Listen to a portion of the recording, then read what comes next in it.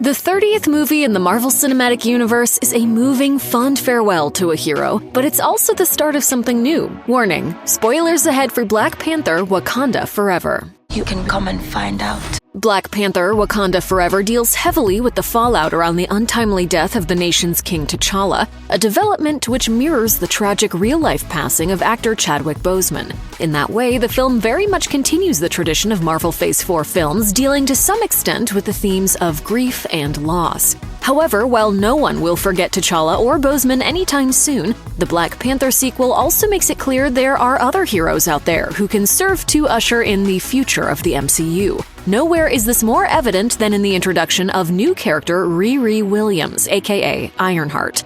In Wakanda Forever, Riri is a dedicated and driven college student at MIT with a penchant for creating ingenious high-tech devices that get co-opted by the government, like a vibranium detection device that proves crucial to the movie's plot. Fortunately, the authorities haven't yet gotten their hands on her pièce de résistance, the Ironheart armor. I'm warning you, do not take another step toward me.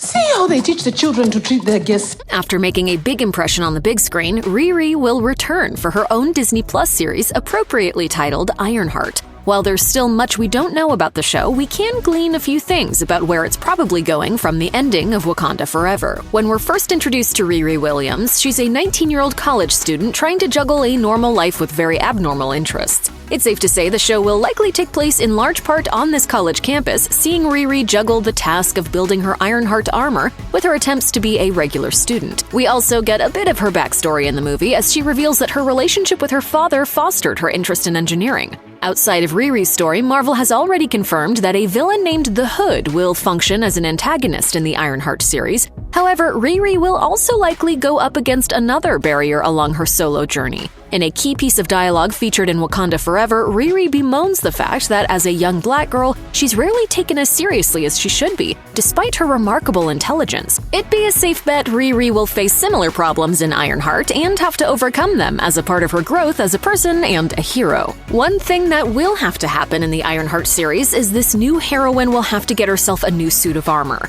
There are 2 Ironheart suits Riri Williams wears in Black Panther: Wakanda Forever. The first is a rough prototype Riri's forced to deploy when government officials close in on her garage. However, for the film's final battle, Riri gets one heck of an upgrade with an Ironheart suit she makes courtesy of Wakandan technology. While it's a pretty slick suit, it turns out that Riri can't keep it. At the end of the movie, Shuri tells Riri that while she's free to return to MIT, the new Ironheart suit has to remain in Wakanda. It makes sense. Wakanda isn't exactly in a safe position on the world stage by the movie's conclusion, so the Wakandans probably don't want their revolutionary technology to be seen on such a wide scale just yet. As a result, one of the first things that's probably going to take place in the Ironheart show is Riri designing a new set of armor for her to wear. The Hood is a formidable opponent who uses magic, so Riri's going to need to use all of her wits to come up with something that can match him in combat. While all these details paint a rough picture of what to expect with Ironheart, there's still plenty left that will be a big surprise. We'll just have to wait and see what the series has in store.